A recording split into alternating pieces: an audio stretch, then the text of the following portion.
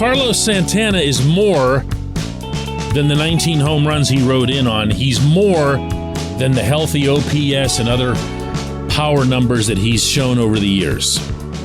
He's a leader. He's a clubhouse guy. And the reason that I know that is that the team can't stop mentioning it. Good morning to you.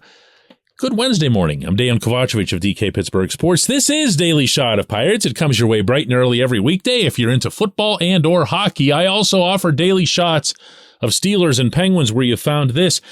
The Pirates officially announced the signing, although the terms were agreed to last Friday, yesterday, of Santana to the 1-year, $6.7 million contract.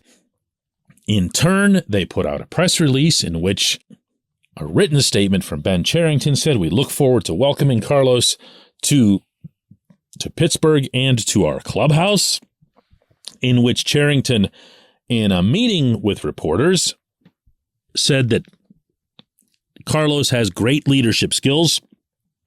We think he's going to be a big help to our clubhouse. And in which Carlos, with the help of a team interpreter, had this to say about what leadership means to him. So I will try to help out in two ways. One, with my performance and the work that I put out, and also just hoping to be a role model with the way I carry myself as a good teammate. So not just on the field, but being a good person off the field around them as well. So just so we're all on the same page here, Carlos is being welcomed with open arms as a leader, as the clubhouse guy, and Carlos knows it. Now, you know and I know, and by the way, Ben Cherington knows, that you don't pay somebody $6.7 million to say rah-rah. They've got to be able to play, and to his credit, Santana, this past season, if you can look beyond a .202 batting average, was a good player. He put up good power numbers, and it does look like, between him and Ji-Man Choi, that the Pirates will have a first base / DH combo in some form or other that they'd be able to utilize on a regular basis. Wonderful. Awesome. But let's talk about this here leadership thing, okay? Because I don't bring it up all that often because I haven't seen it as relevant. When you lose 101 games one season, 100 the next, leadership ranks really, really, really low on your list of problems because there's nothing to lead anyone to. So what does it mean that all of a sudden that seems to be of worth? This portion of Daily Shot of Pirates is brought to you by our friends at North Shore Tavern that's directly across Federal Street from PNC Park. It's home of Steak on a Stone, an eating experience, underscoring the word experience. The steak is brought to you partially cooked on an 800-degree stone, and you do the rest. It's a ton of fun, it's a great meal, and it's a baseball atmosphere like no other in Pittsburgh. North Shore Tavern, right across Federal Street from PNC Park. I'm going to try to find a nice way to say this because I really, really like Brian Reynolds. I really, really like Brian Hayes. I like what some of their other younger guys bring, including in their intangibles. But I am here to tell you unapologetically and without hesitation that this team does not have anything remotely resembling a leader in that clubhouse. There are players who will get other players to gravitate toward them. I've spoken with you on this show about Yerry De Los Santos, who himself was a rookie in 2022, being someone that the Latin American players kind of like to go to. I've spoken to you about Jose Quintana having had that aura about him with the starting pitchers.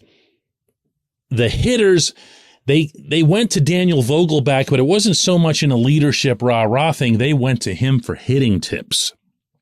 They saw his incredible ability to take pitches specifically, so they figured he was just like Mr. Study Up on everything, and were constantly picking his brain. Ben Gamel had his own way of leading, but not, again, at all in the let's go, guys, let's play harder kind of stuff. It was just look at what Ben Gamel's doing out there, laying out and eating ivy at Wrigley Field. to catch a ball for a team that's going to lose 100 games. So this is a little bit different. Actually, this is a lot a bit different that Cherington would even acknowledge the need for leadership. Does it mean that he and or Derek Shelton and or some others in the coaching staff have acknowledged pretty much what I just ended up telling you? It might. Does it mean that they plan to take 2023 more seriously than what I'd heard a couple of months ago? It might. It also just might be, and never rule this one out, that the Pirates think everybody is dumb and that they can't look past a batting average in the year 2022. So they're going to see the 202 average and think, oh no, this guy stinks. What a ridiculous contract. Dumpster diving, only overpaying for it. So they feel the need to include in the press release and in all other mentions that he's also an inspirational clubhouse guy. Never rule that out. They really, really, really think they're smarter than everybody else at everything. And when I say that, trust me that it's not specific to the Pirates. It's not specific to Cherington. It's across the board with baseball managements now. That's just the cultures that they've created within the broader culture. Setting that aside, after setting that stage, I can tell you that the Pirates do need this. And I, too, welcome having someone in the room who can show some accountability, who can make sure that others demonstrate similar accountability. There were times in 2022 when that could have been used. But, I'm not going to pull this off in today's segment, but there's a lot more that I have to say about leadership and the type of leadership that's needed to take this team to the next level. So what I'm going to do instead is save that for tomorrow's opening segment. Yes, that's right. A same bat time, same bat channel segue for you as we head into today's second segment. And that, of course, is J1Q.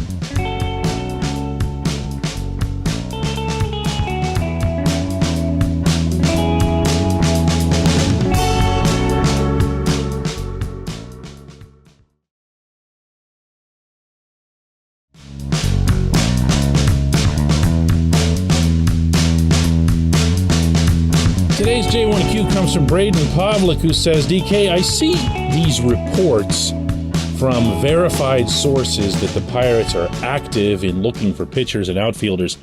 How does that come about, and what does that mean? Are they just talking to the agent, meaning the Pirates, or are they actually interested in trying to work out a deal? Braden, what you asked there is so multi-leveled that I'd have a hard time answering it fully and to even my own satisfaction in less than an hour. So I'm going to try the shortest possible version here, because you brought up a couple of different things. You brought up the nature of reporting these types of things, and then what it is that the Pirates and or the agent would be discussing.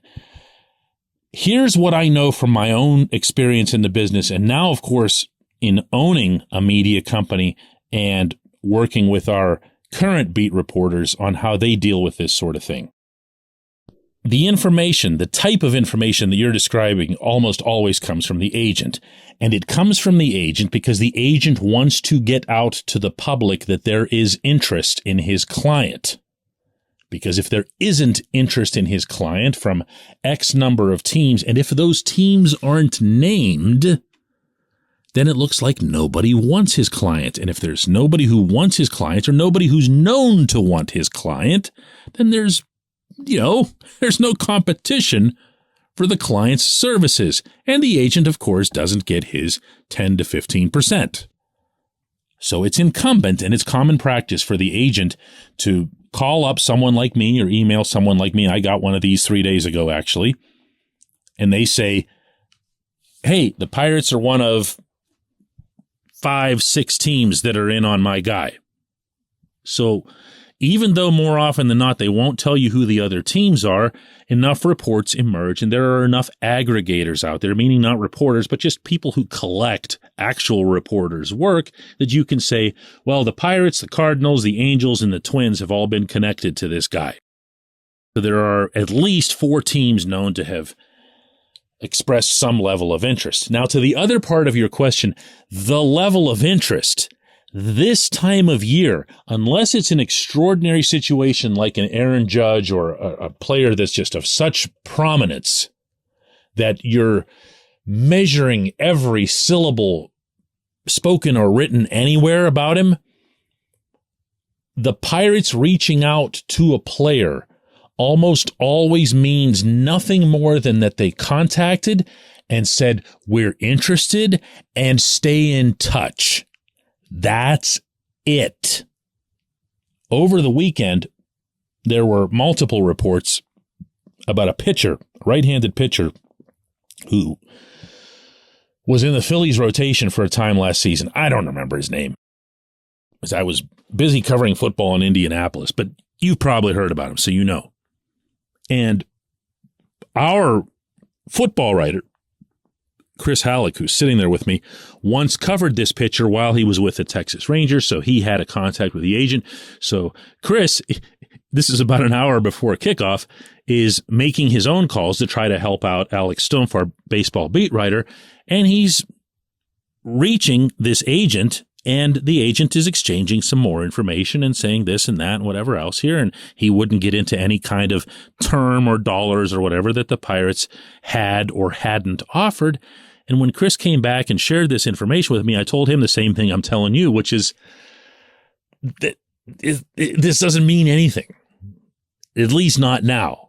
All that it means is that the Pirates went and put their name, literally tossed, well, not literally, figuratively tossed the Pirates logo into this guy's hat and said, whatever it is that comes up, stay in touch. So what the agent does is he gets offers, he generates offers by doing more of this sort of thing.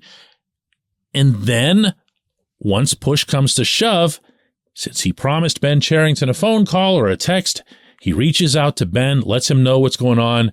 Ben says, hey, we can do better than that. Or Ben says, wow, seriously? No thanks, man. Your guy stinks. Okay, Ben doesn't say that, but you get the idea. And then the Pirates are out of it. And then what you end up having here, and this is among the lowest common denominator of people who follow sports, is, oh, the Pirates, they just create this stuff for PR so that they can get attention on themselves and make it look like they're trying to go after these guys. It's the other way around. The agents are the ones doing this. And the Pirates never even pretended to have interest in the guy beyond, hey, if his value were to really drop, meaning his price, to what we think it should be, let's talk. But if it ends up that you get what it is that you're looking for, hey, good luck to you. God bless.